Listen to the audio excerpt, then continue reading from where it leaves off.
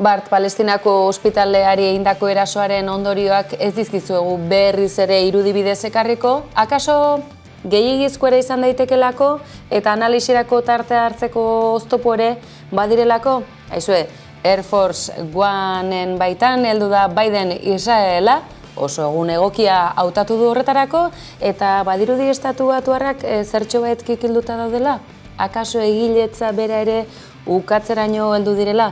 Zer gertatzen ote da Israelen, edo Ameriketako Estatu Batuetan, edo biak bat ote dira?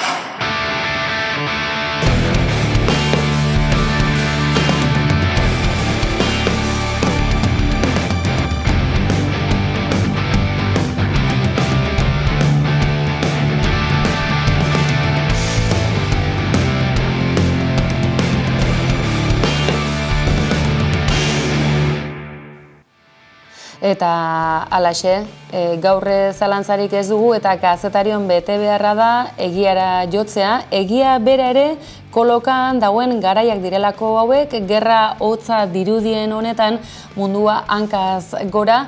Bart, gaua ez da bat ere samurra izan, are gutxiago Gaza inguruetan. Ez duzu ahaztuko, Euskal Herriko Baztan bailararen lur eremu berberean dauden 2 milioi hiritar horiek harrapatuta segitzen dutela, eta horietatik 500 gutxienez hil, beste horren beste zaurituta bete-betean gauez harrapatu dituen bomba leherketa misil horren ondorioz. Gauzak honela, ordu gutxian zenbat albiste, zenbat lerroburu, hau guztia behar bezala kontatzea ez da gauza erraza, eta analisirako tarte hartzea ere aldapa gora.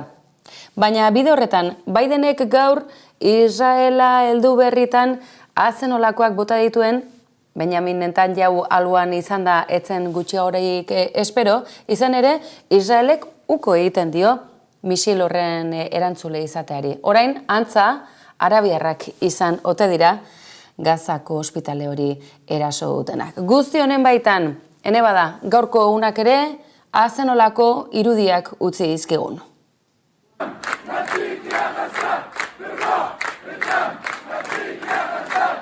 Ramalako irudiak dira horiek eta ez dugu ahaztuko mundu mailan musulman ugari atera direla kalera, Ramalan nola ez, gogora ezazue Israelek okupatuta dituen hainbat lurraldetan segitzen dutela, oraindik ere bizitzen, hiriburuan noski, Ramalan ere palestinarrak kalera atera dira, bertako denda eta jarduera osoa eten egin duten, eta Abbas presidenteari ere egotzi gehiago egin beharko zukeela, eta Abbasek bere aldetik Bidenekin Estatu Batuetako buruarekin zuen hitzordua bertan bere ere utzi du, halaxe egin dute baita Egipto eta Jordaniako estatu buruek ere. Kinkalarrian dira etxe zuriko ordezkariak eta baita Israelgoak ere, baina momentuz kontrol militarra eta boterea eskutan izan da, ez dute ez atzera egiteko inolako asmorik. Hauek gaur asteazkena Palestinaren egoerak emandakoak.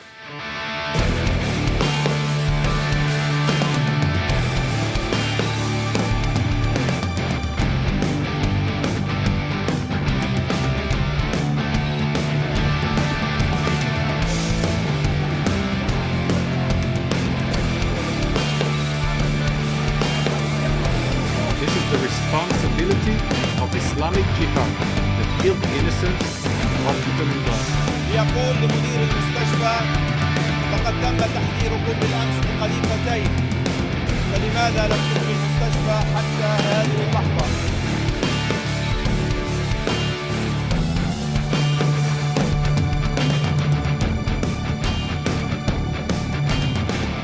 Zer esan eman du egoera honetan, Bidenek onartu izana baiezkotzat, balekotzat ematea, asteko eta behin, Israelgo gobernuaren bertsioa, mundu zabaleko edabideek, orain artea kaso zenbait lerroburu, lehen lerrora eraman nahi izan dituzten horiek ere, aitortu dutenean gertakariak itxura guztien arabera Israel duela atzean. Ez hori bakarrik, akaso beldur da Biden, akaso leialtasun kontua ere, bada tartean lerroburu hainbat irakurri ahal izan ditugu Bidenek hartutako jokabidarekin eta Estatu Batuek giltza izan dezaketen Estatu Batuak zer egingo ote duten eta zenolako posizio hartu. Momentuz, Israeldarren aldekoa eta babes oso ematekoa. zer egon ote daiteke honen atzean ez digu guk? Guazen Davide zenbaitzutan arakatzera? Además hay un lobby aquí de Israel muy fuerte, un lobby de Israel que financia las campañas electorales de senadores y de diputados. Akaso hori egon daiteke atzean, ez ezaguna ahaztu, Israelgo komunitate zabalena, unibertsuan dagoen hiri esan dezagun judutarena New York bera dela eta egunotan kalera atera direla, hain zuzen ere Palestinarren eskubideen alde egitera. Bada estatu batuetan alde ilun bat eskutukoa, edo ez hain eskutukoa, finantzaketarekin zerikusia izan dezakeena, edota muturreko erlijio batzuk zuzentzen dituzten komunitate zabal horiek, batez ere, estatu batuetako hegoalde horretan, akaso Israeldarren aldeko posizioa erabatekoa nagusia dela, eta gainera erabateko ezjakintasunetik. Hori, zenbait tokitan oso ohikoa eta modan dagoen kultura delako erabateko ezjakintasuna. Tira, egoera honetan, deialdia, kritikarik ez da falta izan, ezin egon ezberdinak, behar ezberdinak, tira, Euskal Herri mailako manifestazio deialdia mai gainean da, datorren larunbat honetan izango da, Donostian izango da hori, eta honezkero izenpetu dutenengatik bakarrik ez, abeslari, kirolari ezberdinak daudelako tartean, baina izenpetu dutenengatik bakarrik ez, badirudi, sare sozialetan duen harrera ikusita, jendetza elkartuko dela Gipuzkoako hiriburuan. Palestina askatu! Boikot Israel! Palestina askatu!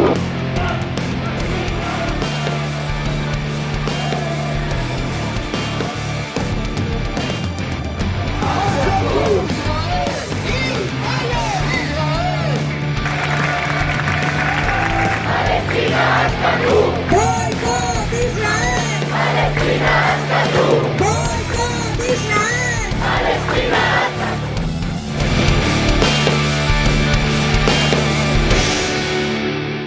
Izenpetu bai, baina ez dakigu datorren larunbat honetan Donostian izateko aukerarik izango ote duen Maider Galardik izan ere, goazen Parisa asteko eta behin, Gabon Maider. Ikusi besterik ez, alerta egoera ere indarrean dela, aireportu zenbait itxita, ordu batzuz behintzat, ez dago egoera. Segurtasun sensazio gutxi dute, estatu hainbatek bereziki gainera Israelen aldeko jokabidea izan eta gero. Frantzia alerta egoeran, Espainia ere bai, ondorioz, Euskal Herria ere alerta egoeran, gukala erabaki gabe bada ere, larunbatari begira, manifestazioak zer esan eman du, elkarrizketaren bidea sustatzen delako, badira ordea ahotsak gehiago eskatzen dutenak eta Palestinar herriaren eskubideen aldeko aldarrikapena mundu zabalera urgentziaz datu behar dela eskatzen dutenak, Maider. Nik uste dut, batak ez duela besteak kentzen, ni banaiz manifestuari letra batzuk edo falta zaizkiola iruditzen zaizkionetako bat. Pentsatzen dut, espero dut, genozidio hitza beldurri gabe esan halko degula ez, Israel jokabide genozidak edukitzen ari dela. Ez orain, duela 70 urte, baina orain bereziki eta bereziki giza eskubideen aurkako gerra krimenak egiten ari dela ere esan dezakegu zergatik ez, esate baterako ospitale bat gauez bombardatzerakoan eta mugak ixterakoan laguntza humanitario hori ez pasatzen uzteko. Elkarrizketa zergatik edo nik nola ulertzen duten elkarrizketarena eta horregatik esaten dut ez dela kontrajarria elkarrizketaren bat edo bide diplomatikoren bat egon beharko da, muga horiek ireki nahi baldin badira, utzi nahi baldin bada zibilak atera daitezen eta iritsi nahi baldin bada laguntza humanitario hori jasotzera ez orain dela gutxi Sinaiko penintsularen eta Gazaren arteko muga horretan Israelek egin zuen bombardak eta hortan ekidin zuen moduan. Horretarako nik uste dut nazioarteko lankidetza eta elkarrizketa ezinbestekoa izango dela. Askotan aipatu dugu David eta Goliaten, askotan egiten da ez, metafora hori Israel eta Palestinaz ari geranean David eta Goliaten historia dela, eta nik ezakite Davidek egoera hontan berak bakarrik alote duen, eta batez ere nazioarteko beste komunitatea handi bat Goliatekin baldin badago, ez? Horretarako nik uste bai sustatu behar dugula bakoitzak bere tokitik bide diplomatikoak ireki daitezela, eta horrek ez du esan nahi, gaitzesten ez egunik Israel edukitzen ari den jokabide genozida. Hor, akaso azterketa arakatze bat eginez, Israeldarre komunitateak badu halako kultura militarra, inteligentzia zerbitzu aski ezagunak dituzte, etsaiaren azterketa oso zehatza badute, hori ere gainera oso sozializatua, tortura metodoak, espetxe sistema oso zehatza. Akaso munduak potentzia zenbaitzuk Israel babestu bai, baina ez dute kultura militar hori bere baitan hartua, orain arte posizioa mantendu bai, baina akaso bart gauean Gazako ospitale nagusia goitibera suntsitzerakoan, Ursula von der Leyen bera ere momentuan itzigabe utzi dute, goizaldeko txio batean zerbait idatzi ahal izan du, jokoz kanpoa harrapatu ote ditu zenbaitzu, kontroletik kanpo ote dago egoera? Bai, nik uste gainera bazirela egunak edo asteak ari ginala edo ari gerala nahi gabe irensten besteen markoa, eta sinistu dela edo egin dela gerra mediatiko handia, nolabait batetik esateko gerra bat dela Palestina eta Israelen artean, edota esateko Hamas izan dela abiatu duna ekintza sorta hau edo gerra hau eta Israelek defentsa legitimoa baliatzen duela, aste honetan egin duen sarraskia egiteko. Hain zuzen, Ursula aipatzen duena da, azkenean uste dut zibil palestinarrak direla, Hamasek abiatutako ez dakite indarkeriaren gorakada hau pairatzen ari dana. Nik uste dut markoa ez dela zuzena, badakigu gatazka honek eta batez ere jazarpen honek zenbat urte segitzen duen, 1948tik, eta bada indarkeriaren eskalada ageriko bat, beste bat, atzo gauean Ramalako protestetan aipatzen zen ezagitzemagarren intifada izango ote zen, eta ez hori bakarri, baizik eta Jordanian, Iranen, Turkian, Egipton kalera ateratzen ari dira, nolabait herri palestinarraren aldeko aldarrikapenak egitera eta defentsarako deia egitera. Beraz, uste dut markoan apur bat lerratzen gehala nahi gabe mendebaldeko edari eta aste honetan idazten untxio baten ikuspegi pixat pseudo-humanista bati ezta. Edo nola ere, bai, uste dut ospitalarenak kolokan jarri ditula Israelen aldeko jarrera irmoak, Bidenek berak ere naiz eta sinistu duen Israeleko defentsa ministerioak ateratako ikerketa hori, gaizki egina dagoena. Ikusi besterik ez dago datetakoak dian. Bidenek berak esaten duna da, uste duela edo zantzuek diotela, baietz beste bandoak egindakoa dela. Inkongruentzia asko daude historia honetan, Twitterren lehenbizi aldarrikatu zuen Israelek berak egindako erasoa zela, hain zuzen ere esanaz Hamasek bertan gordetzen zuela armamentu handi bat, gero ezabatu egin zuen, gero bota zituzten berriro txio batzuk esanaz etziala haiek izan, eta hori bideoiek erakusten, gero berriro ezabatu zuten. Uste dut nahiko jasangaitza dela dagoeneko Israeldar gaixoen errelato hori. Akaso presio heltze zena lertu egin da, eta ikusteke orain zenola berrera ikitzen den, bai errelatoa, eta baita orain arteko politika genozida hori ere, ez dugu ahaztuko Gazan mendeku operazioa darabilela Israelgo gobernuak, Israelek berak Palestinar herriaren aurka abiatutako gerra baten beste kapitulu bat, aipatu dugu honezkero, mende erdi baina gehiago dirauen borroka kurrudela dela hau eta okupazio gerra bat azken batean. Gazaren egoerak edonola ere eta aipatu duzu bezalaxe deigarria da, Bidenek beste bandoari egotzi izana, beraz bi bando izango dira, ze bazirudien Hamas dela bandoetako bat, baina gehiago bazirela, badirudi Bidenek berak ere nahi gabe, dota estatu batuarren hizkera horretan, ez dugu ahaztuko eta Hollywoodeko dota B serieko zenbat eta zenbat pelikuletan ikusi ditugun ikur palestinar, zapi palestinarrak eskuetan zituzten gizon gaizto, itxusi, bai? Eta alakoak, eta hori da estatu batuetako irudi hori, ez da, ez jakintasuna, eta alako irudietan oinarritua gainera. Gauzak honela, aipatu izan dugu, eta kontu bat ekarri nahi dute zehazki, Maider geurean dugula probestuz, pink washing-a aipatu dugu azken garaiotan, baita kultura veganoa edota ideologia veganoa ere bereganatu izan duela Israelek bere soldaduen eguneroko bizitzara eramanez, emakumeen zein ohitura veganoak dituzten hiritarrak zen ongi etorriak diren, kultura israeldarra zeinen anitza eta demokratikoa den bi adibide ekarriko ditugu. Batetik, Frankfurteko liburu azokan ederra montatu da, Zizek bera ere kanporatu dute, baina muinean besteak beste idazle palestinar batek aur neska gazte palestinar atxilotu, bortxatu eta eraildako baten istorioa dakarren liburua zensuratu egin dutelako batetik, eta bestetik abeslari palestinar ezaguna dena,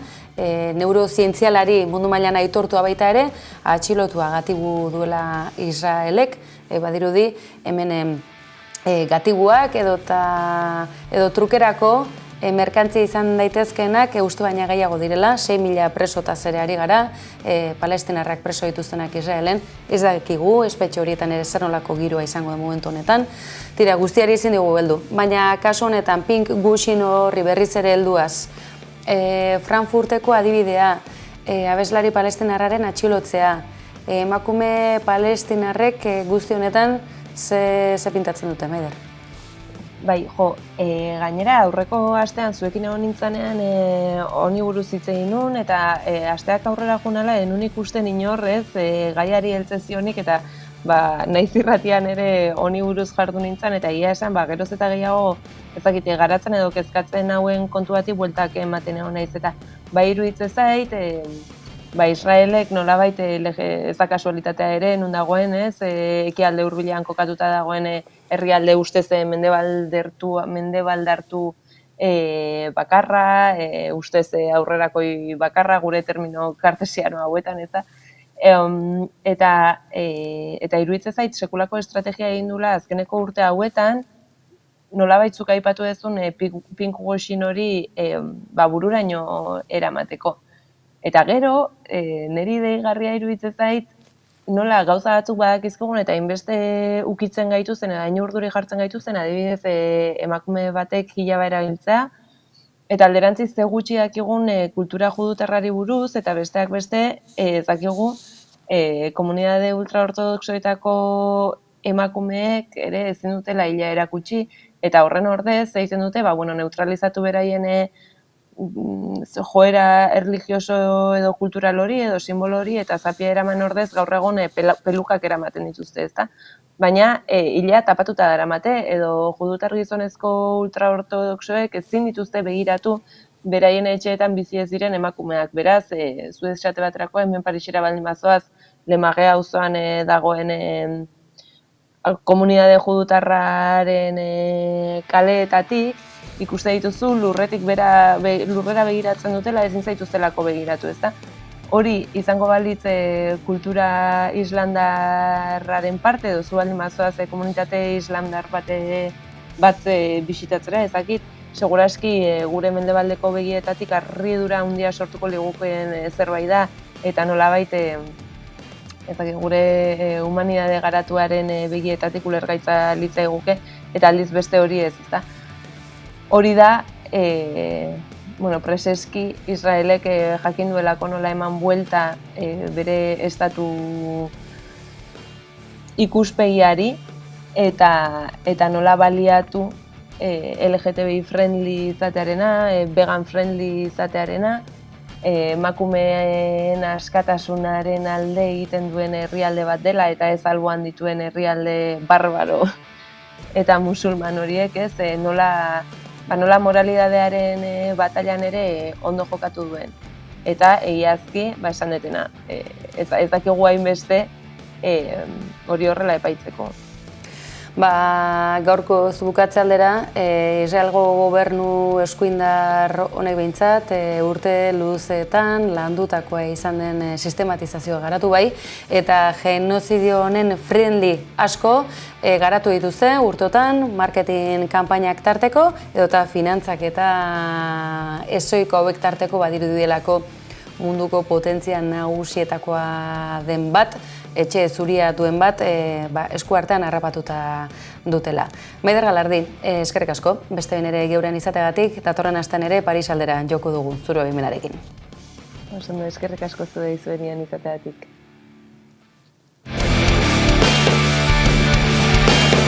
Gauzak honela, Paris aldetik bagatuz bueltan, Euskararen lege, Euskararen normalizazioaren bidean urratsak ematea badirudi batzuren gogoko ez dela, ez gogoko, ez begiko, eta onartezin ere bai. Deigarriena da edonola ere, biztanlegoaren 1% ordezkatuko ote du, alderdi autoritario, fascista, neofalangista den batek aurkeztutako helegiteak zenbait salto eman ditu, eta udaltzainen euskara eskakizunak batetik entzun genituen, lan deialdiak bestetik, tira, zertara iritsi ote gara? Euskaldun garenok kiroldegira joan eta zerbitzua euskaraz izateko externalizatutako zerbitzua baldin bada, naiz eta diru publikoak finantzatua izan, aizue, euskara eskakizun hori, enpresa hori ezin zaiela ezarri, ze bestela, klase ezberdinak ezartzen dira, eta hori azken batean arrazismoa omen da. Gauzak honela, azaroaren 4an Euskalgintzaren Kontseiluak deitutako manifestazioak atxikimendu gehiago izan ditu, Kontseilua bera indartzera atera da, gertakari hauek larritzat joaz, eta euskararen normalizazioan oztopo izango direla ohartaraziz. UEMak bere aldetik, udalerri euskaldunen mankomunitateak gainera, zera berritsi du euskaraz aritzeko, euskaraz bizitzeko, bere ahaleginean segituko duela, baina ez da hasteko, lege hauek iraulita, ez dutela erraza izango udalerri askok, euskal hiztunei edota euskaraz bizitzeko eskubidea dugun biztanleoi, diru publikoz euskaraz bizitzeko eskubidea dugun biztanleoi bere hau bermatzeko. Tira, izango da honi buruz bere gehiagorik.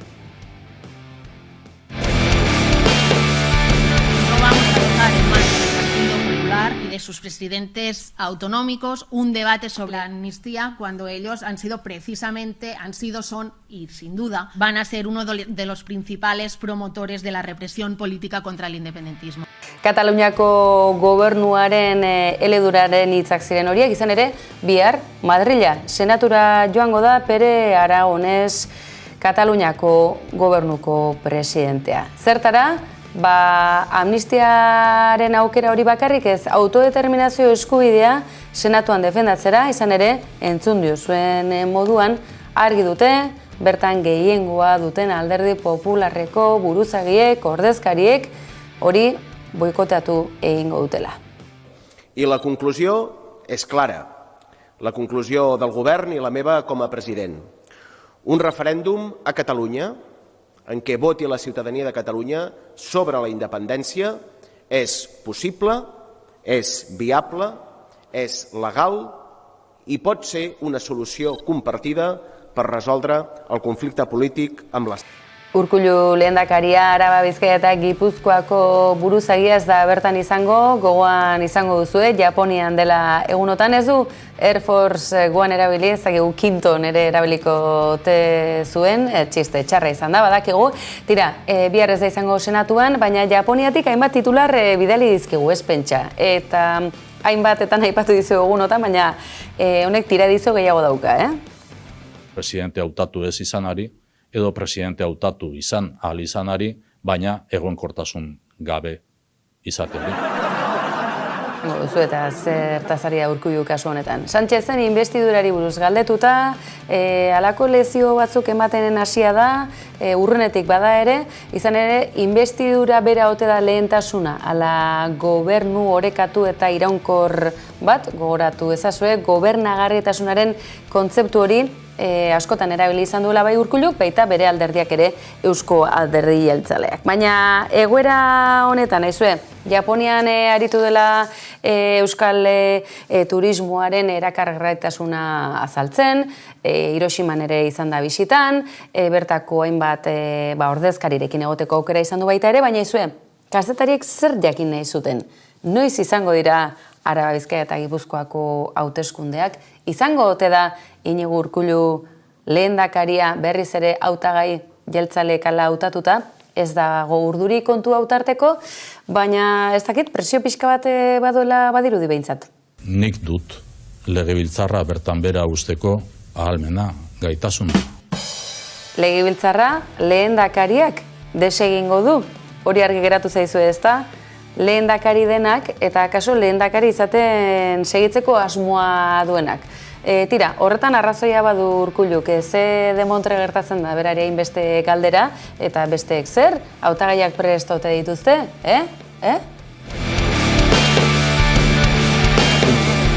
Sik. Cierro comillas. Ulertu nahi duenak, nahikoa du. Bai.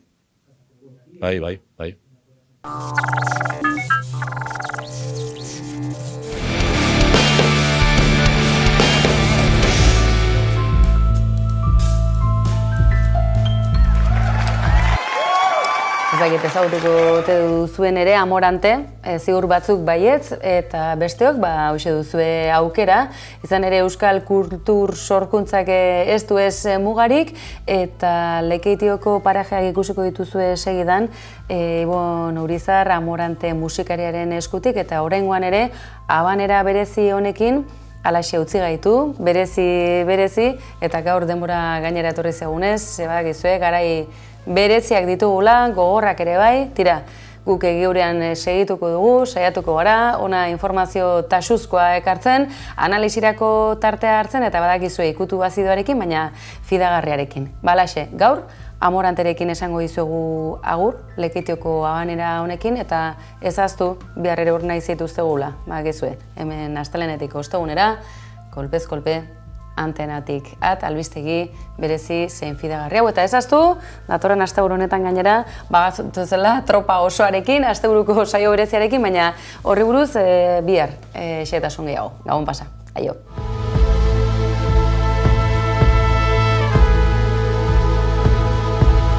Zubian bion artian, eraikitako artian, zubian bion artian, eraikitako artian.